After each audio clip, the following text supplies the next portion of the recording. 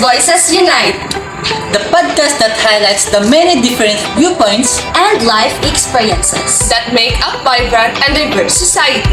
By the way, I am Sheena Villarama together with my friends. I am Alvin Latawang. I am Francis Manuel. And I'm Janisel Gabihan. Together, we'll embark on a journey to explore the stories, Experiences and challenges of individual From all walks of life, When we talk about diversity.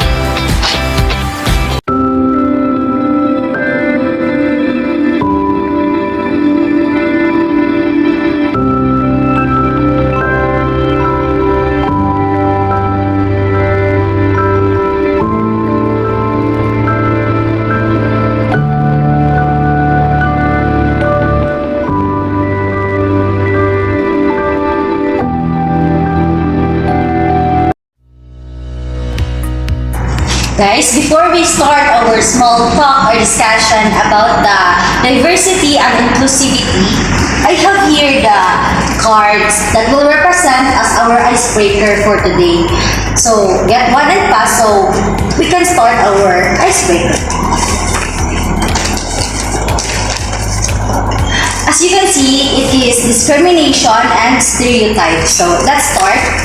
So, a workplace adopts a rule of not hiring a woman who wish to start a family. So, if you think it is discrimination or stereotype, you can raise your answer. Okay, thank you. So, the correct answer is discrimination. It is discrimination. And can you explain why it is discrimination? this is a direct discrimination according to scenario that is based on sex and family status. So in addition to miscegenation Gabihan, this is also a direct discrimination because if you are treated differently and worse than someone else for certain reasons, that's all. Thank you. I thought it was stereotype. No, I know it is discrimination. Thank you for the answer. Thank you. Thank you, guys. And now let's proceed to the next scenario. So boys should directed to light blue and green, and girls toward red and pink. What do you think? It is stereotype or discrimination? I think this is stereotype. Me too. Stereotype.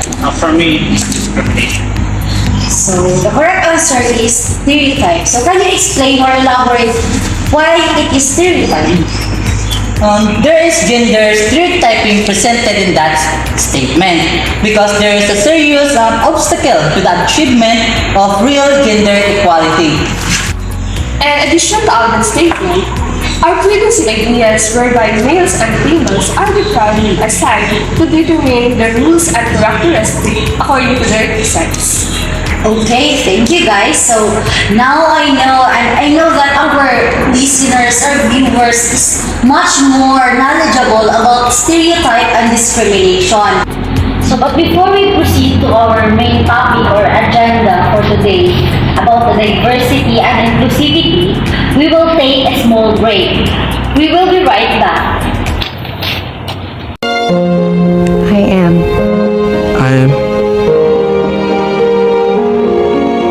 We are. I am. I am. We are. We are. I am. We are united for humanity. And welcome back to Diverse Voices Unite. And now we're going to tackle the different questions related to diversity and inclusivity. And now let's pick our first question.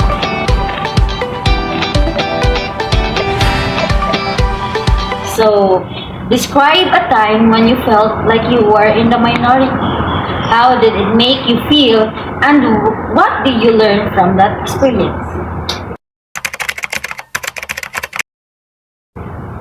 being a minority can arise you from any numbers of ways, such as color, gender, age, religious belief, physical ability, and to name a few. And because we were in minority, it is easy for us to feel we are misunderstood and excluded from the group. And I think we'll have this kind of experiences in different situations that we feel out of place in groups or within the people. to feel like you don't really belong, no matter how hard you try to fit in. And your voice was still untold because you didn't really have a chance to speak.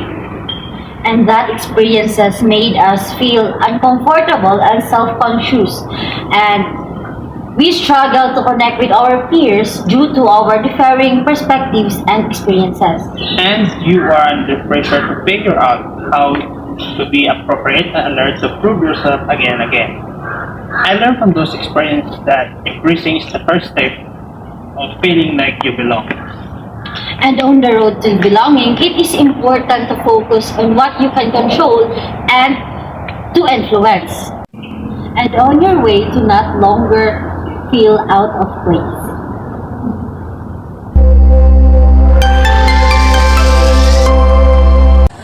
And now, let's proceed to the next question. Kindly pick our next question.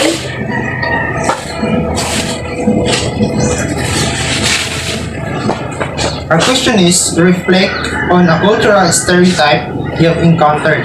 How did it affect your perception of that culture, and how did you challenge or change that perception?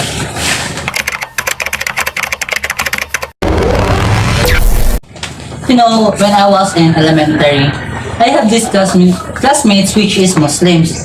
Then my other classmates avoid him because they think that all Muslims is very aggressive, since some part of Cotabato City is people there is very magulo, away ng away. So that is why they conclude that all Muslims is very aggressive. So I feel sad about my classmates because I am a half Muslim. My lola is a Muslim. Then what I do is to confront my classmates. And then I told them that not all Muslims are bad.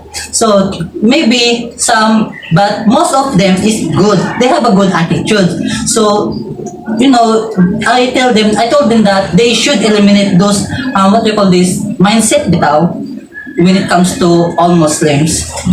Yes, I agree, because we can already conclude that all Muslims are aggressive by just seeing what they act. Because we are diverse, that's what we call unique.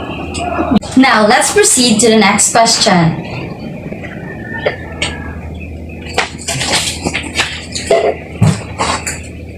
Share your thoughts on the challenges of addressing your own biases or prejudices. A crucial and challenging aspect of being human is facing bias and prejudice. You must first be aware of your own biases in order to face prejudice and bias in yourself. You know, given they have lived their entire lives believing what they believe to be true, this may be challenging for some people to do. But doing this will help us all better appreciate how our prejudices influence other people and ourselves. It is the distinction between being fair, impartial, and courteous versus being unjust, biased, or disrespectful. Even if we're not aware of it, we all harbor prejudices. It's part of what makes us human.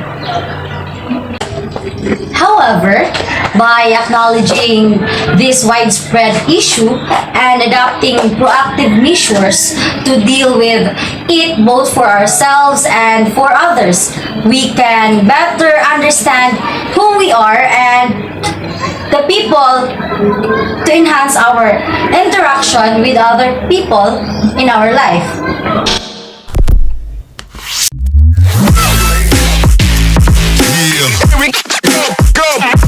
So now, let's proceed to the next questions. Share about a time when you witnessed an act of discrimination or bias. How did you respond? And what could have you done differently?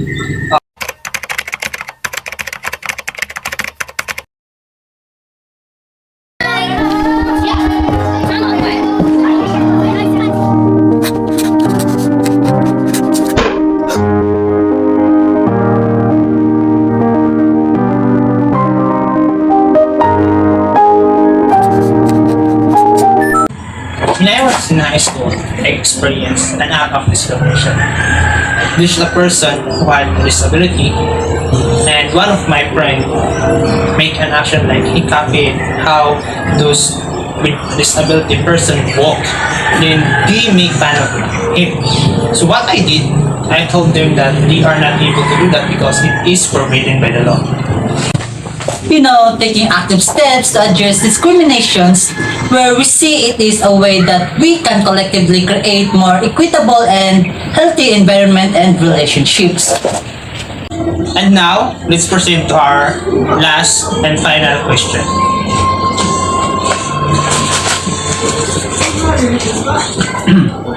Share your thoughts or experience that significantly influence your understanding of diversity and inclusion.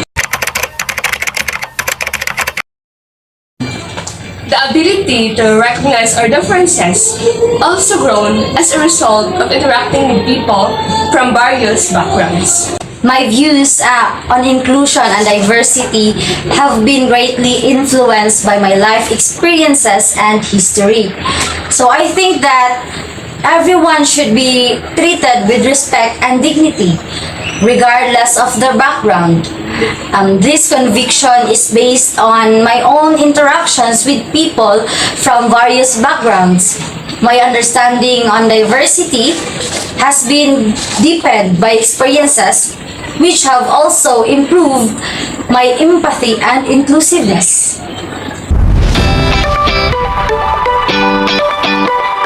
Diversity isn't a simply catchphrase in a connected world like ours. It is a reality that shapes our everyday lives. In this podcast, we'll delve deeply into the stories that often go untold. We'll listen to the voices that need to be heard, and we'll learn from the experiences that can be broaden our horizons and foster understanding. Diverse Voices Unite is your window into a world where every story and experiences matter. Where every voice has a story and every story has the power to inspire change.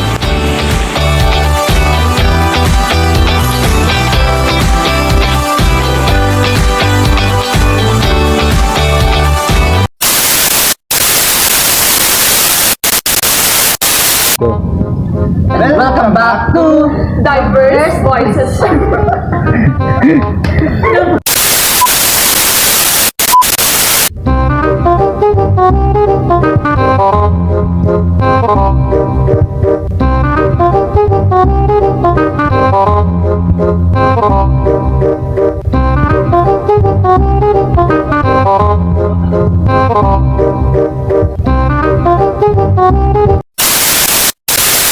discrimination. Thank you for the answer. Thank you guys. And now we're going to tackle the different questions related to diversity and inclusivity.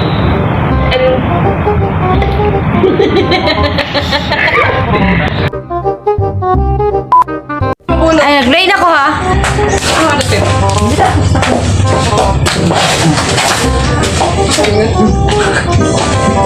Now, let's proceed to the next question.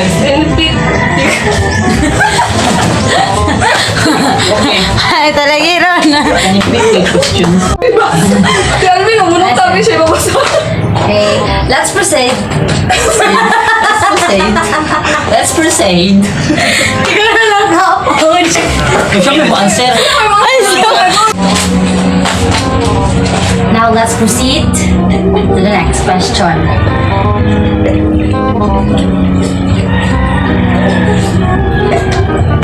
Share about a time when you went Wet. When you wet. Wait na ba eh? When you wet. huwag na ako kalagutan. When you wet. Wetness. Diverse Voices Unite is your window. No, sige, wait lang. Wala sa yun. 1, 2.